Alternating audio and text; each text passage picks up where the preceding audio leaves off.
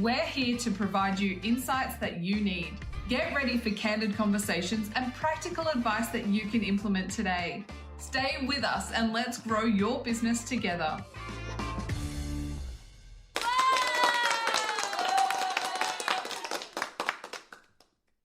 Livolsi, welcome to the hot seat. It is Tuesday. We are back. We missed you last week while you were enjoying some time off for your wedding anniversary, but we are back this week. How's everything going for you? It was very fitting to be in our favourite place at the lake house in Dalesford, and considering I'd almost died on the Friday before, flying in the air and smacking my head and back on the stairs, so that was fun. So it's been a bit of a painful experience, but very fitting to be in Dalesford, sitting at Hepburn Spring Spas and icing it up. Yes, I must say, I was watching those reels that you and Lucy made while you were away, and I was very envious of that amazing food and wine that we saw coming across the social media over that last week. Oh, look, people think that Dalesford is all hooky spooky. It's actually got more top food places than I reckon anywhere. Honestly, like there is at least 5 one-hat restaurants and two hats, and I believe almost a third hat restaurant in the area. And it's regional Victoria, and it's just amazing. Like, they're just the service, the standard of, we went to for the first time ever, we went to the Farmers Inn. It's the oldest pub in Dalesford, and man, it was awesome. Like it was like a French bistro inside an old heritage pub, and it was just amazing. Like the tagliatelle with peas and asparagus, but nothing can compare to the Lake House's restaurant, which is just next level. the Wolf Taskers have done an amazing job for 40 years, and it's one of the world's best lodges. So that's our place every year. They know us by name. They know us the dates that we come. Thank you guys for an upgrade as well. We had magnificent views of the lake all morning and all night. So yeah, just different experience for me, because normally we go walking a lot.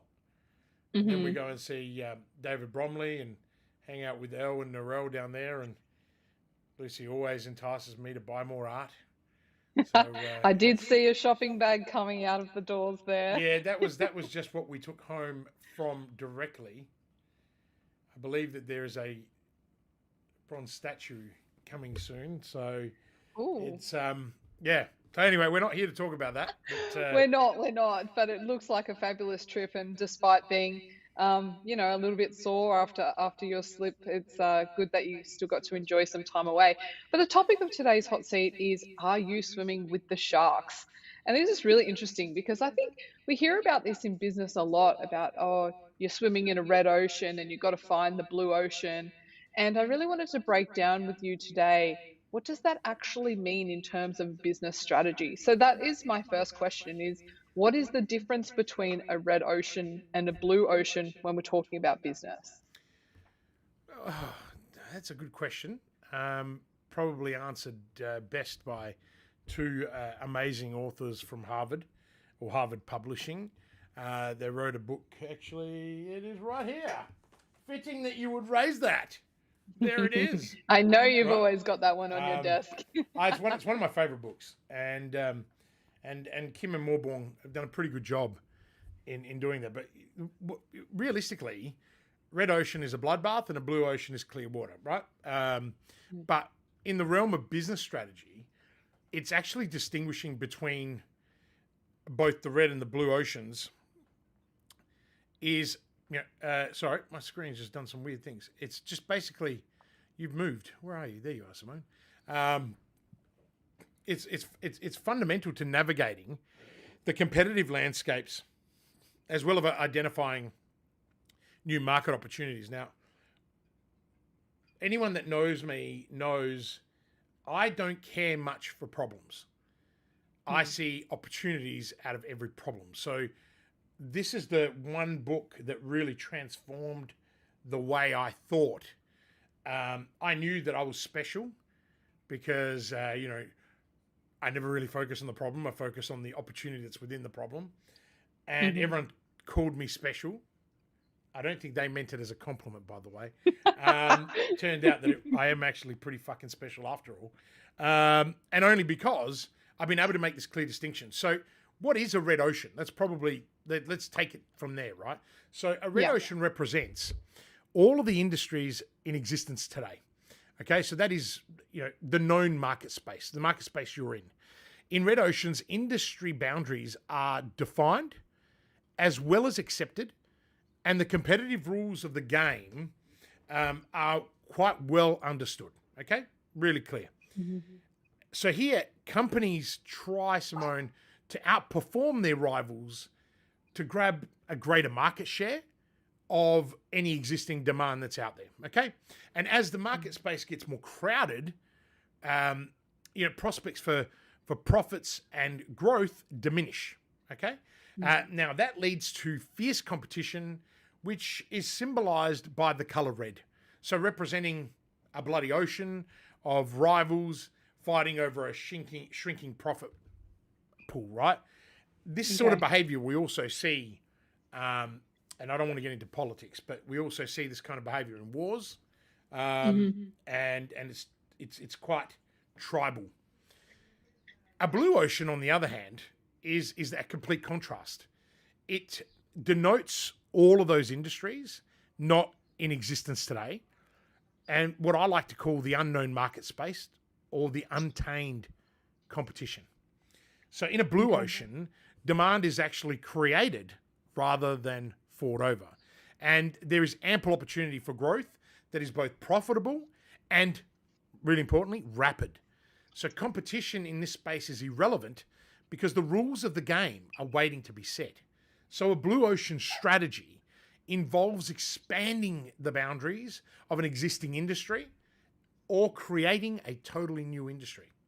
So the key differences, right, between those is that red oceans are competitive and crowded with firms that offer similar products or services, whereas blue oceans are characterized by the creation of new markets and demands as well as free of competition. Then you've got the companies that are in red oceans. They focus on actually out-competing each other, right?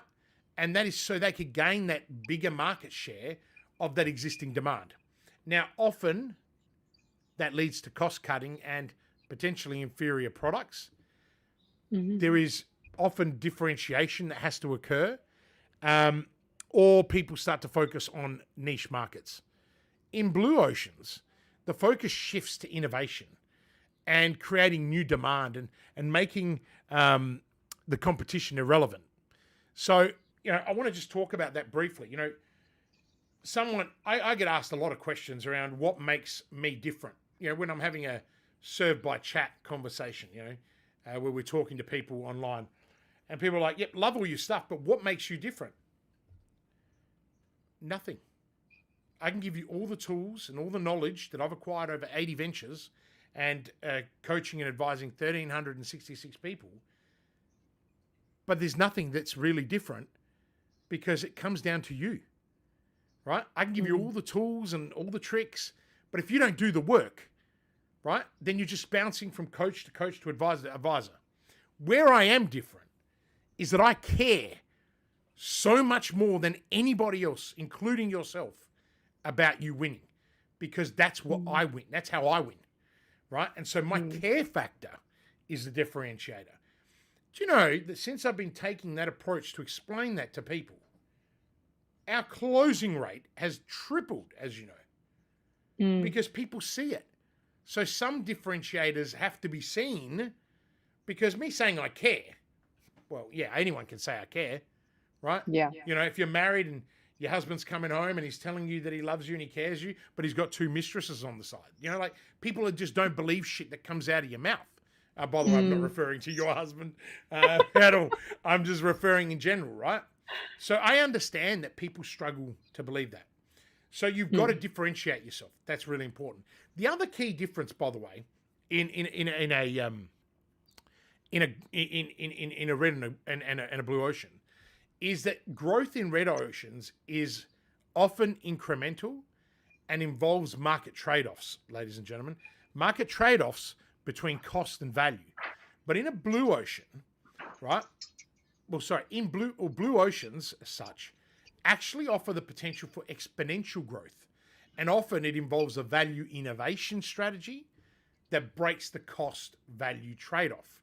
And when we write strategies, right, we focus on what are your industry trends going to be in the next 12 to 3 years. So 12 months to 3 years, right? And people always say to me, why is that important?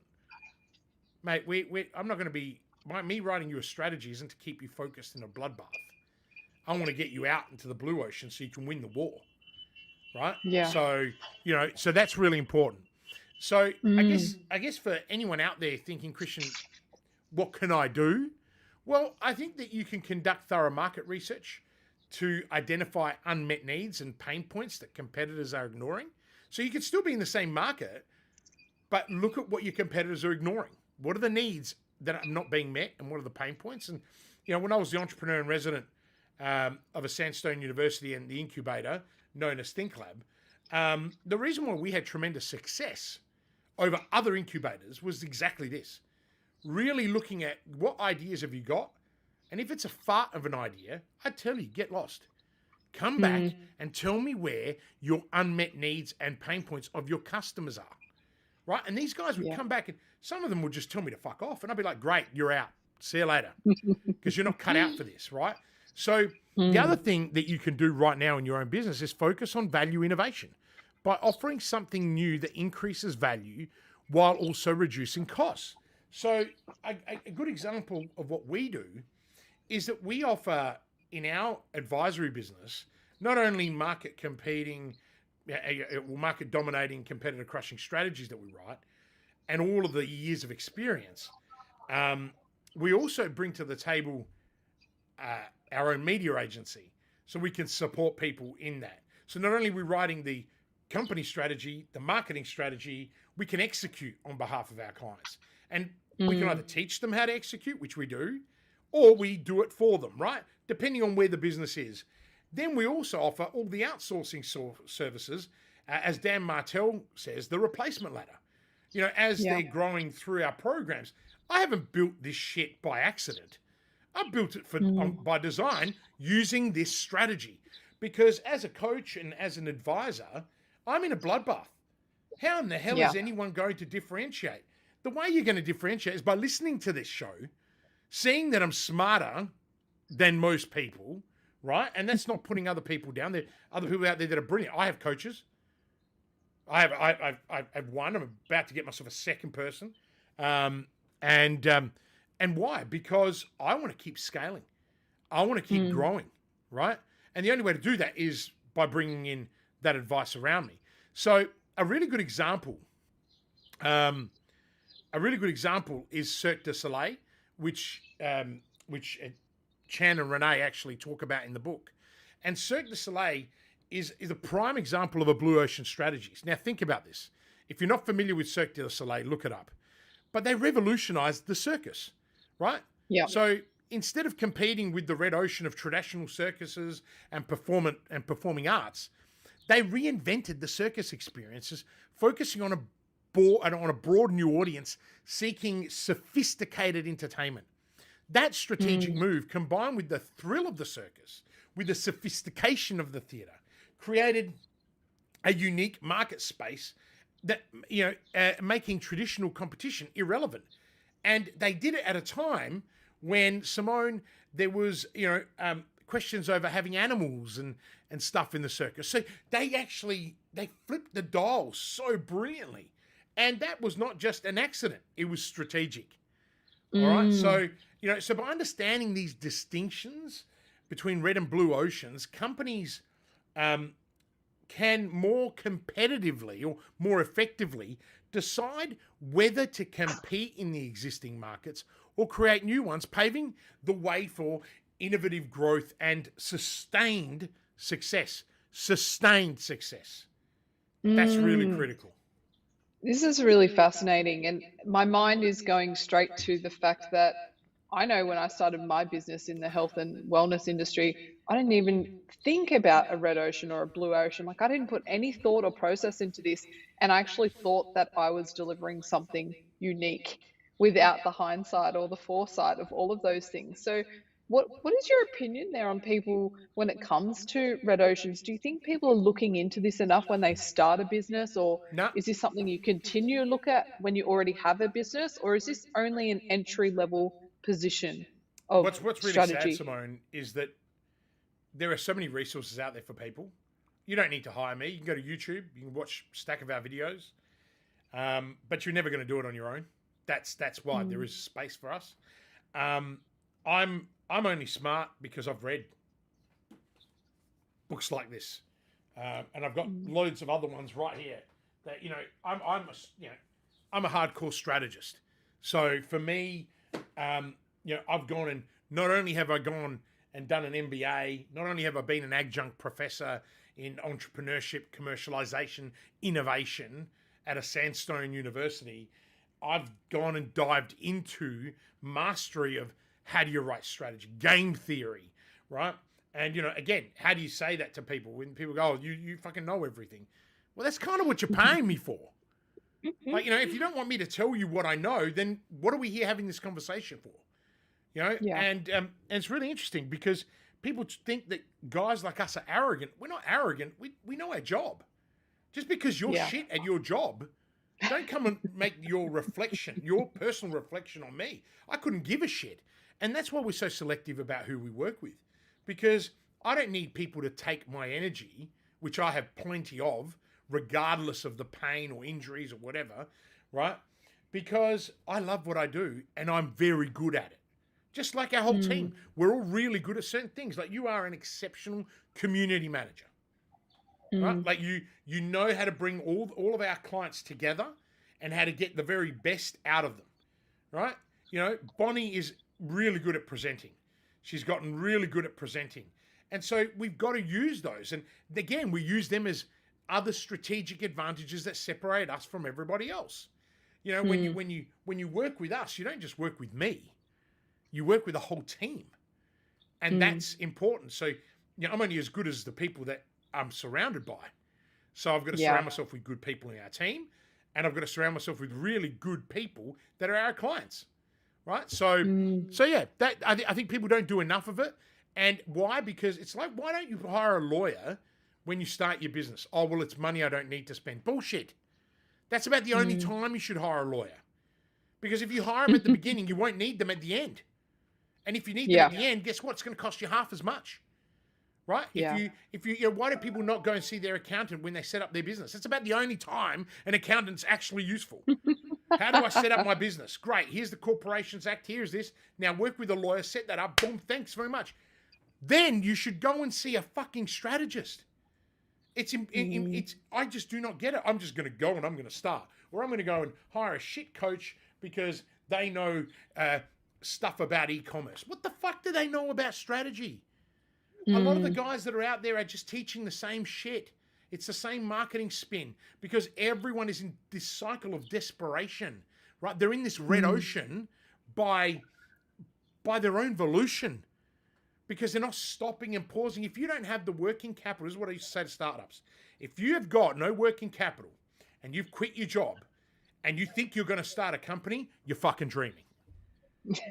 And they used to look at me and go, but isn't that why we could go out to raise capital? On what? An idea? Your idea is just as good as an asshole, mate. Everyone's got one. Most people have multiple ideas. Investors want to see capacity. Like I invest. I'm a investor of 21 companies at the moment, and which I don't own, as in I'm not a major shareholder of, but I have angel investments in them. But I actually support them with strategy as well. Because I want to get my hands in there to be able to see what's doing. But I back the founder. One company I've founded, I've been supporting and funding, 3 times failed in other ventures. They're going to nail this one. It's going to make us all filthy rich because they've learnt from the experience. I backed the founder and I pulled 3 or 4 other investors in with me and said, we need to back this person. Now, it wasn't large sums of money, But because they understood now, they finally understood, stop going into the fucking red ocean and start looking for the innovation. The product has got ability, but it was in the market that it was being played in. It was incorrect. So I think it's really important for people to pause, right? And just learn a bit more about the difference between red and blue. And remember, a red ocean, if you're in a red ocean, you can still come up with blue ocean strategies, right? Even though you're in that same competitive landscape. Anyway, I've gone on a rant. So it's kind of giving yourself the time and the space to actually investigate that, to get out of the rat race of living in that red ocean. And please don't quit your fucking day job until you've got enough working capital, right? Being in business is hard work. Being an entrepreneur is not just a cool word. It's actually hard. I remember when I was being called an entrepreneur in my early, late 90s, right? Early 2000, and it was an insult. It was like, oh, you're an entrepreneur. You guys are like dropouts from school. Yeah, no shit.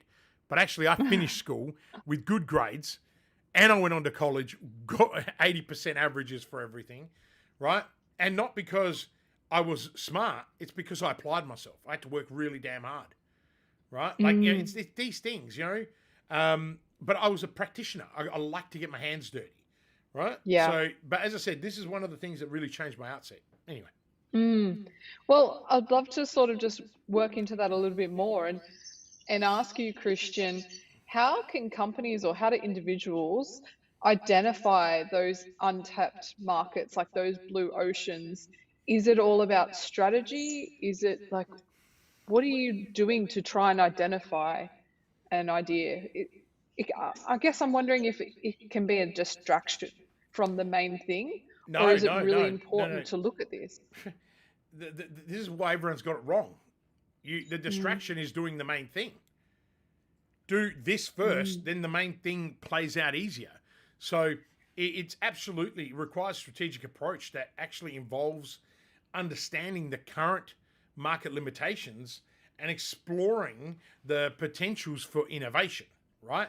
So some of the steps that I take, and some of these I'm pretty sure came out of the book. What you've got to do is you've got to start by thoroughly analyzing the existing trends within your industry. So identify what factors limit the industry's appeal or accessibility to certain customer segments. Look for patterns of dissatisfaction or areas where customers' needs are not fully met by current offerings. Now, as I say that to you, you should be going, hang on a minute, we teach some of this in customers in demand. The whole module on niche markets is this. So I've laced into this. And this is why people that come to us and do customers on demand are blown away. They go, the first 3 or 4 modules are almost impossible. No, you've just never had to think that hard in your life, because it's the step that everybody forgets. And this is why people that have failed with all these other superstar coaches out there come to us and succeed, because I have battle tested all this shit. Like, I've been through it myself. So we do it there. So 2 is you've got to, the key to identifying those blue oceans, Simone, lies outside of the existing customer base, right? So you got to investigate why certain people are non-customers. What are the common barriers that prevent them from entering your market, right? Addressing those barriers will often open up new spaces for growth. Okay. You've got to challenge the conventional boundaries of your market. You've got to explore adjacent markets or industries, and you've got to consider how combining aspects of these could create new opportunities. So you've got to think about what factors you could eliminate, reduce, raise, or create in your industry to open up new spaces. Right? So it sounds like you've got a big speaker in the background. There is someone just speaking in the background. Yeah. Go away. So I think that the key is, and I think in the book they have an acronym for it, but it's eliminate, reduce, raise, and create. Okay, and it's like a grid, and it's a tool from I'm pretty sure it's a tool from the book, right? I think maybe it stands for ERRC, right? I think the acronym. But it can help with brainstorming, right? And it assists in deciding what factors in the industry should be eliminated or reduced, and what factors should be raised or created to open up a new market space. Okay? So some of the other things that you can do is technology often enables blue ocean strategies. So look for technology advancements that could transform or disrupt current markets. AI is a really good example. I don't think people have actually worked out how to use it because everyone's lazy and they want an easy solution. I laugh at people that are trying to get it to write content, and then it's like, guys, I can tell by just the formatting that ChatGPT's done this, and it sounds like garbage, right? Because the more you're feeding the OpenAI with garbage, the more garbage it's spitting out. It's like teaching a child who's never been taught to read, and you give them someone who doesn't know how to read. That child's never going to fucking learn how to read, right? So you've got to organize workshops that are focused on value innovation, creating new value curves that diverge on the competition. Sorry, I've just got a message and it's just distracted my eye line. Hang on. It's my wife just updating me on one of the kids. Hang on a second. Yeah, there you go. So the other thing is that implementation has to be rapid, right? So once you've got a potential blue ocean identified, Simone, you've got to quickly prototype the product and the service. We call that an MVP. And this allows you to test the viability of the new market space with minimal resources and also adapt based on real user feedback. Who did this really well? Steve Jobs.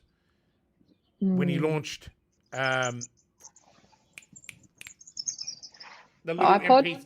the little MP3 player. What were they called? That was part of iTunes. iPod. It's the iPod. Yeah. He released the iPod. That was an innovation. He was competing against the MP3s. But then what did he do? He released, the personal computer before that. He released, they are red oceans, aren't they? But he created an innovation, made it one of the most successful companies in the world. They have the most cash of any company in the world. It's in the trillions of dollars, right? But a company that really resonates with me on this is actually Dyson, right? Think about it. Vacuum cleaners, red ocean, right? And remember the days of bags, right? Dyson entered the home appliance market, which was dominated by established brands, right? But what they did is they identified a common frustration: vacuum cleaners with declining suction power and bags. So by developing and marketing bagless vacuum cleaners using cyclone technology, Dyson was able to create and dominate a new segment within a vacuum cleaner industry, right? Now effectively rendering the traditional product design obsolete. I mean, and look at the fucking prices. They're charging like $1,700 for a stick, right? A vacuum cleaner from one of the biggest brands, Electrolux, was like $370 for the most expensive vacuum cleaner. So not only have they gone and created a new market, they've gone and created an entire new space to charge. Right? Yeah, So I agree. And I really do love my Dyson. Actually am very loyal to Dyson, but it's even interesting to say that how they've expanded now and they're into like Hair air dryers. conditioning or portable fans and hair dryers and all these other things, which again are still very red oceans that they're going to because play in. because of innovation, Simone. So methodically exploring these strategies, companies will always identify or can identify blue oceans, untapped, right, market spaces where their competition is irrelevant, and it's all about growth. Like we're looking for that all the time in our business. We're just not. I don't think we're really great at communicating it to people, right? But then once people come into our world, they don't leave. So for us, it's the reverse. We've got an excellent delivery, an excellent scaling business because we know what we're doing. We do it really damn well. And once people buy into the tribe, it's like it's our family, right? And we all help each other. I keep looking at the WhatsApp community group. That's out of control, that thing. It's just like, and it's awesome because everyone's encouraging each other, helping each other. I mean, how many award winners have we had this year alone? Like, That's probably another stat that you should be putting out there. Well, I mean, people talk about the number of awards they've won, right? Yeah.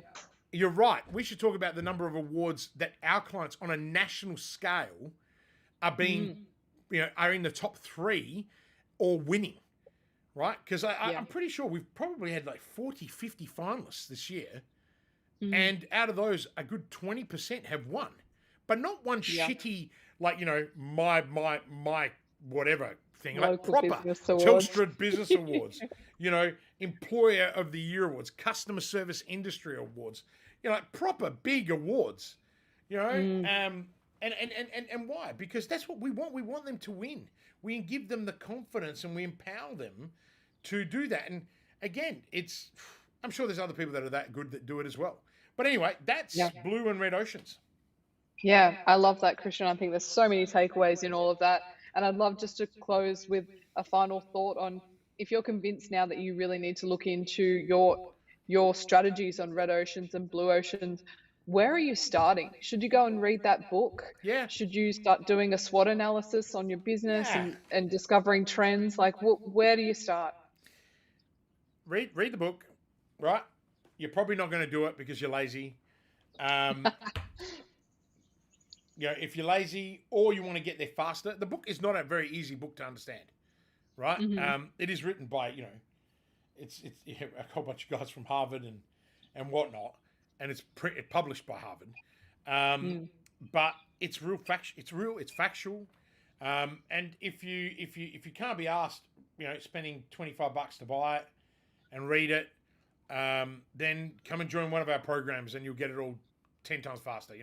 We'll help you do what will take you 15 years in 3 years. And that's my new line at the moment to people, because I'm sick and tired of people saying to me, what can you do for me in a year? How about what can you do for me in a year? Right? Yeah. Let's reframe the expectation. What will take you 15 years, I can help you do in 3. Yeah. Right? Like that's the reality. I reckon that's where we're at. We could pretty much help people do shit 5 times faster. But if you're expecting an instant magic bullet, no book you read will give you that, because you're still got to be smart enough to process it and learn from it. And, half of the books that are out there are not designed to actually give you the answer. They're designed to then you diving deeper or paying someone else to help you with it. But it's about acquiring the knowledge that then that the person you've engaged is actually intelligent enough to help you. So I would absolutely start with a book.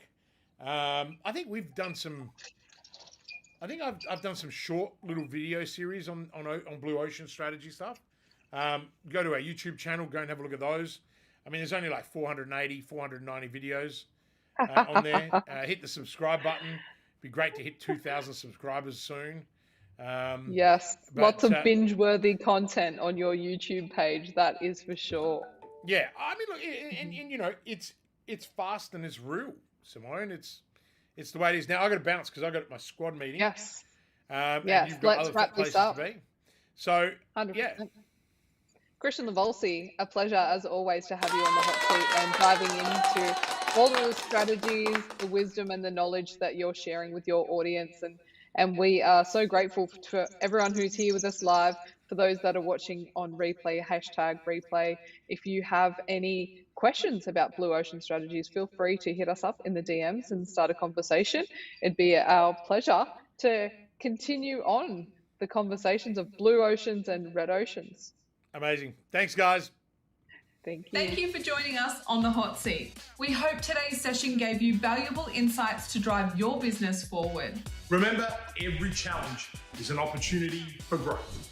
Every question brings us closer to the answers that can transform our businesses. Stay connected with us, follow our journey, share your thoughts, and be a part of our community. And don't forget to subscribe, like, and hit the notification bell so that you never miss future episodes. Together, let's elevate your business to new heights. Thanks for watching, and we'll see you next time on the hot seat.